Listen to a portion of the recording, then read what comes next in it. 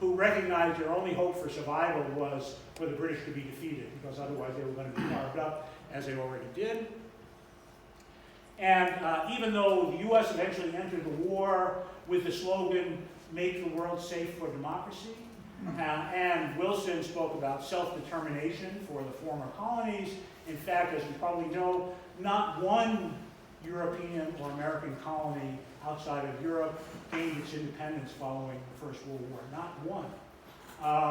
And so some of them gradually became independent after the Second World War, decades later, often after protracted resistance, like in Algeria, like in Vietnam. South Africa effectively did not become decolonized until 1994. So in Wilson's term, and most of his allies, making the war safe for democracy meant democracy for white people in Europe. So a lot of the nations in Europe became independent with the breakup of the Austrian and Prussian empires, but no place else. In the Middle East, you may remember, either from reading or if not from the movie Lawrence of Arabia, the British were not doing very well against the Ottomans in the first year or so of the war, and they were looking for allies, and they came upon the idea of supporting an Arab revolt against the Ottomans. Remember, the Ottoman Empire included most of the lands of the Levant and the Arabian Peninsula that were populated, and this was the quid pro quo. If the Arabs rebelled against the Turks along with the Allies, they were promised independence. Meanwhile, as you may know, the British and French signed an agreement to divide up the Arab lands of the Ottoman Empire among themselves. This is the famous Sykes-Picot Agreement, which no one in this country much has heard of until lately. Maybe it's a little better known. And you have to love the British. They're the best empire builders of all.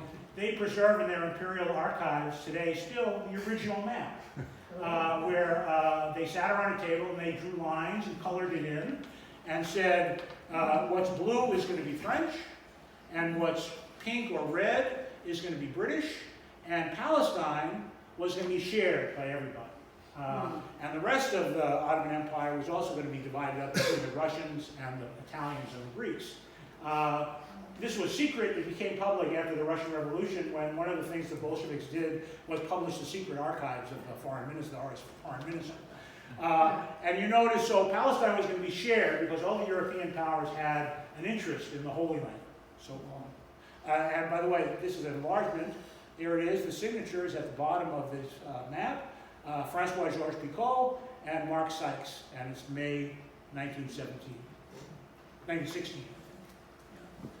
So meanwhile, the Russians' revolution, they were out of the picture, and the British and French renegotiated part of the Sykes-Picot Treaty to reflect current realities. And this actually happened. This is one of the great moments in history that you could make a science fiction movie about. So after the German surrender, Georges Clemenceau and David Lloyd George, the prime ministers of France and Britain, had a little stroll in the French embassy in London and had this conversation, which was recorded in notes at the time. Clemenceau asked Lloyd George, "What do you want?" And he said, "Mosul." Mosul was the northern part of what today is Iraq, which was originally supposed to be in the French zone. And Clemenceau said, "Okay, you can have it, and what else?" And Lloyd George said, "Palestine." Remember, Palestine was supposed to be shared under the Sykes-Picot Treaty, and Clemenceau said, "Okay, too." And then this became ultimately the maps that existed in the Middle East today. This is Mosul. Oil was already known to be there. There was oil in the southern part of Iraq. The French didn't have the means to exploit it, so they gave it up to the British in return for a percentage of the profits. And that established the modern borders in effect. This blue plane went to Iraq, and the rest stayed there. And in effect, this divided up what to the Arabs was a single geographic and cultural area. They call it Sham, which doesn't mean Syria, sometimes translate. It means the northern part of the Arab world. Sometimes they translate it as the Levant, which includes this whole region from the border of Egypt all the way up to most of Syria. One dialect of Arabic, one common culture. Damascus was regarded as a sort of metropolis of this region. And instead, through this treaty, it was divided up into half a dozen different countries under European control. And of course, Palestine, which the British got hold of entirely, promised it as a national home to the Jews. The Zionist movement, actually, was said at that time, speak for the Jews. It's a longer story. But the short version is that at the time when Balfour promised Palestine to the Jews were a tiny minority within Palestine, 5 to 7%. And of that 5 to 7% of the population, most of them were not Zionists.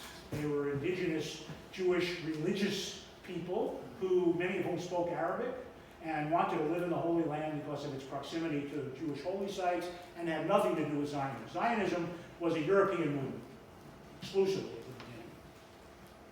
So, we're not going to get very far further along, but the short story is that after the British and French divided things up, the British had beaten the Turks, the Ottomans, out of Syria. They evacuated and let the French march in 1920. The Syrians, before that, had elected a king, King Faisal, the son of the leader of the Arab revolt, as the king of Syria. He was deposed by the French in 1920. And by the way, the French troops, one of the nice things about colonialism is that they can conquer one colony with the troops from another colony. The French troops that invaded Syria were in fact African colonial troops that were led by French officers. So the French understood that the nationalist movement in Syria was based primarily among the Sunni Muslim Arabs in the cities, and they took steps to divide that up and sort of diffuse the impetus through nationalism. And they divided up their territory, their colony of Syria. First, they separated Lebanon, which did not exist prior to this as a separate country. And then it divided the rest of Syria into sort of ethnically based enclaves. And then the major Sunni area in the middle, they divided in two, based on Aleppo and Damascus, again, to sort of fragment opposition. And they also built up a colonial army, which they intentionally filled up with members of minority groups within Syria. This is, again, what colonialists do. They did it in India. The French did it here. So that the minorities, which were fearful of being oppressed by the majority Sunnis, would have an allegiance to the colonial power. And not surprisingly, one of the main sources of recruitment for the new colonial army was the Alawite community, which was the poorest and most repressed community within Syria, and ultimately, step by step, that led to the present Ba'athist, Alawite-dominated military regime in Damascus. So, let me just end a couple more, and then we'll have to stop. There's more, maybe we'll do another time, but so you hear a lot about dividing Syria along ethnic grounds, right? This is, again, what, as an alternative, you can't control the whole country, you can at least weaken it and divide it up. So they talk about the Kurdish area in the northeast, the Alawite area, the Druze area, but in fact, the ethnic situation in Syria is much more complicated than that. As in most places in the Middle East, it's a kind of mosaic, and you'll have a Druze village next to a Christian village, next to a Sunni village, all mixed up, and you can't easily separate these regions without ethnic cleansing, in effect, the expulsion of populations. The majority of the population of Syria are Arabic-speaking Sunni Muslims, a little more than half, but there's a very substantial Alawite majority, a substantial Christian minority, a substantial Kurdish minority, and all of these minorities today, as they were in French times, are somewhat fearful of domination and repression by the Sunni majority, especially as it's being radicalized and turned into a more of a religious-based movement. I have a question. How are they represented politically? Would you repeat the question, please? How are the different minorities represented politically? The Syrians don't, when they do, so those minority populations are estimates. The Syrian census, like our own, does not ask people's religious affiliation. So they're estimates based on polling and results and so on. And so every Syrian citizen is a Syrian citizen and has the same rights. There's no separate representation for different minority groups within Syria. The one group which was partly excluded until recently was the Kurds, actually, who did suffer.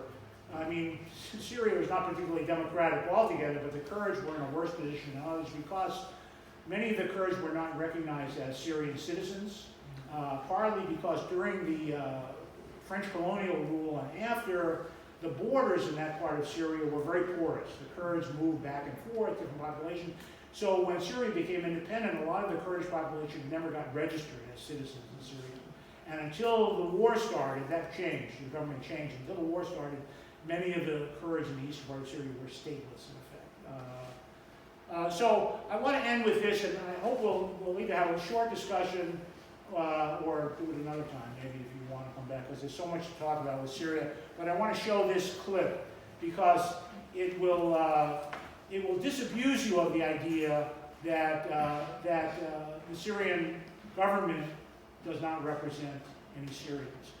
This was a youth festival at Palms in 2017, a couple of years ago during the war, and it highlighted the ethnic diversity of Syria, as you'll see in this parade, which hopefully will work.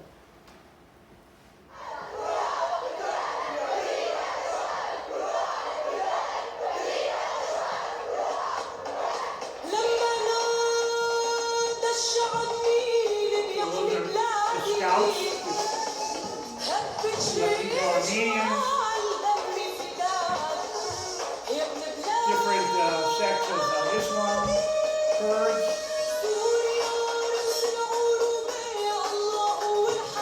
Those are Palestinian flags. More Palestinian flags.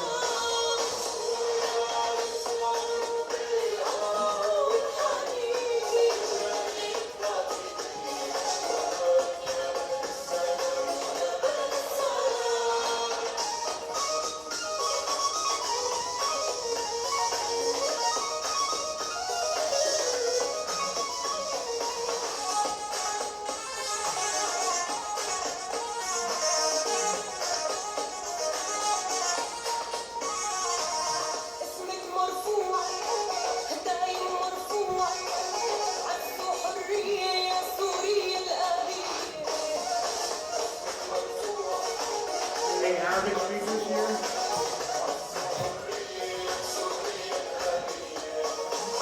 Basically, the refrain in Syria is our country. Thank God.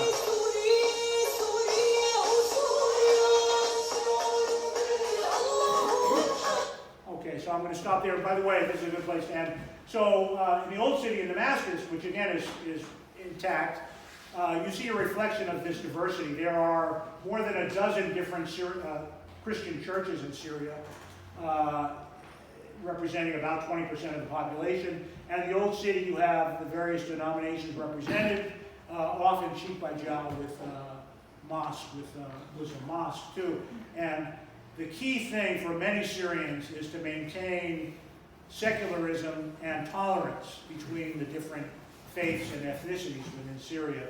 And we're not going to have time to go into all the details. I have a lot more I could talk about Syria. Again, maybe another time we'll do a special program on Syria. But I just wanted to give you a taste of what you will never see, right? It's not that, that parade and that it represents the only reality in Syria, but it does represent a reality in Syria that you're never allowed to see. And there's much more of that I could show.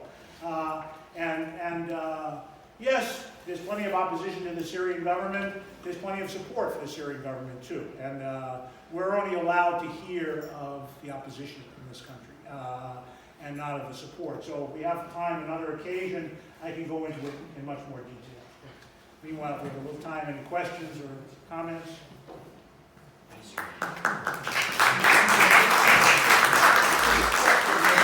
Yeah. Well, maybe I'll ask kind of main question. The reason I came here is because over the last few years, from some independent media, I've been finding this different story that you just described, this year that we're not seeing. So I wanted to come learn more. But from your perspective, what do you think the end game of the U.S. empire is here? you know, the It's bipartisan. a desired end game or the actual end game? Yeah, well, what they want. So if the Iraqis succeed in expelling the U.S. from Iraq, the U.S. will have to get out of Syria too, because it can't maintain its bases in Syria unless they can be supplied logistically from Iraq. And that would be a great thing for everybody in the region. You know, Turkey is sort of effectively leaving NATO. It's all good. I mean, the U.S. footprint in the Middle East may shrink to allow the local countries to figure out how to deal with each other in a way that the U.S. prevents, in effect. The U.S. presence prevents the countries from coming to grips with, you know, their problems among each other. And for example, there's pretty substantial evidence that when Soleimani arrived in Baghdad to be assassinated by the U.S., one part of his mission was to transmit peace feelers between the Saudis and the Iranians, which was probably regarded as more threatening by the U.S. than any sort of terrorism that he supposedly was going to commit. So the best thing to happen in the Middle East is for the people in the Middle East, and for us too, is for us to get the hell out. And there's a meme going on in the Middle East in various countries now. You know, MAGA, Make America Great Again. In the Middle East, they say, make America get out. And that would be the best thing that could happen in the Middle East. And, you know, it would become a more normal place. It doesn't mean all the hostility and all the problems would go away, but people would have to deal with them and could rebuild their countries without being under the threat of U.S. military sanctions and attack and so on. So that's what we should all wish for. And of course, it would be great for us too. We spend a shitload of money on occupying the Middle East. Our military budget is all in all over $1 trillion now. And there are a lot better things to spend that money on than occupying the Middle East. You know, make your own list, right? We could like to play space. Yeah. Space with this. Yeah, I'm sorry, you I go. was just trying to ask you, I guess, I mean, I think you might have been alluding to it earlier, but as you see this history, once you start studying it, goes back to the 20th century, maybe into like 19th century, right? But there's that famous memo, now famous, from Wesley Clark, just after September 11th, saying we're going to take out 7 countries in 5 years, and they named them all, ending with Iran. So is this how they go, like the petrodollar? Yeah. About hegemony, oil, Yeah. power, energy. So that was the hope. That was the hope. It was next up was going to be Iran and then Syria. And you know, fortunately for those countries, the resistance in Iraq was strong enough to forestall that. Are we doing this for the sake of Israel because we need to maintain the Certainly Israel is absolutely in the mix. You can't understand U.S. policy in the Middle East without taking into account what Israel wants, partly because they are an important player strategically in the Middle East, and partly because they're a predominant strategic player in the U.S. Congress. So it's very important. It's a whole another topic of discussion, which you know is worth having. And economics of it, I think at the time of the gas crisis in the 70s, that's when Nixon finally severed the last connection between the U.S. dollar and gold or silver. Yes, yes. Since then, what I understand is we got the petrodollar, which we force the world at the battle of our guns, the U.S. military, to trade in U.S. dollars. If this ends, what does it mean for our So the best thing that can happen is that, you know, and Trump may succeed in this, is getting us expelled from the Middle East and breaking up NATO, both of which would be very good things to happen. And you know, the Bernie Sanders administration would begin to spend a lot less on the Pentagon and more on things that we actually need, like transportation, green power, and free public higher education, which actually sounds like something such a bizarre, radical thing. I went to college for free. I went to college in New York City when it was free, a gazillion years ago. And it's not that the country is too poor to have that now. It's that the neoliberal system has decided it had other priorities. So it would be great for the United States to get kicked out of the Middle East too, even though not everybody would agree. One question, projecting even farther down the pike, China, right? What do you think China is gonna be kind of coming in the way we came in to replace Britain? No. China's coming in? No. You don't see a repetition of the It's same not the way sad- the Chinese roll. They will have important economic relations with the region and business interests. But Not imperial. China has exactly, the U.S. has 800 military bases in, I don't know how many countries, 100 countries around the world. Russia has 2 military bases outside of its own territory, and China, I think, 1. And so if the U.S. steps back, it would make the world a more normal place. And I wanted to say also, sort of partly in response to your question, one of the benefits of spending time in the Middle East is that you get a different sense of historical time frame there. I mean, there was street lighting in Damascus when, people in Europe were living in huts. And there's this sense that no matter how bad things are right now, time, the long duration of time, things will move in a better direction. So one of the things you see all over the Middle East, in the Levant especially, are the ruins of Crusader castles. They're beautiful, fantastic places to visit. So the Crusaders ruled most of Palestine and Syria and Lebanon for between 100 and 200 years. This is 1,000 years ago. And they're gone. And people in the Middle East sort of recognize that. And that's the way they look at Israel. Israel is, flying high now. They're dominant, they're, especially with Trump in the White House. But when you take a longer view, the French were in Algeria for 130 years.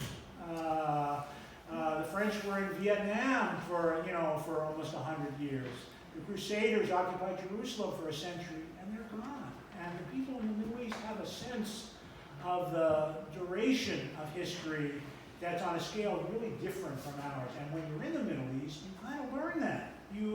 Because you absorb it. You're walking through streets that are 2,000 years old when there were no streets in Europe or America, and so I'm actually, like a lot of Middle Easterners, no matter how crappy things seem at the moment, I'm actually pretty optimistic in the long run.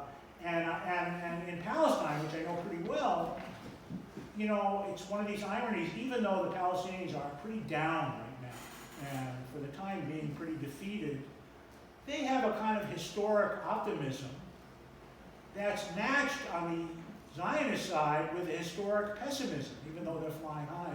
So one of the key things that the Israeli Jews of European origin are all doing is getting a second passport. Under EU rules, if you have a grandparent that was a citizen of an EU country, you can get citizenship and a passport. And in fact, Spain recently passed a law that if you could show your ancestors went back to the Muslim rule in Spain in the 15th and 16th century, you could get a Spanish passport. And everyone that can is doing it. 500,000 or more Israelis are living in the United States, not short term. Many Israelis are moving to Berlin, of all places. Why? Because Berlin is a very cosmopolitan city with cheap rent compared to the rest of Europe. So in a sense, while they're victorious, the Israelis have a sort of long-term pessimism. And while they're defeated, the Palestinians have a long-term optimism, which I share. It may take a long time, but the French are not in Algeria or Vietnam anymore, and the whites don't rule South Africa, and on and on and on and on. And when you take that step back and take that view of history, you can be optimistic. I think that's warranted. Doesn't mean it's going to happen easily, but it's going to happen. Empires don't last forever.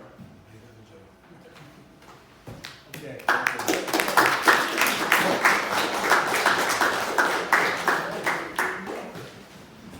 Got a petition here if anyone would like to put their name on it. Troops out of Iraq, please stand around. So I'm willing to come back sometime and talk about Syria.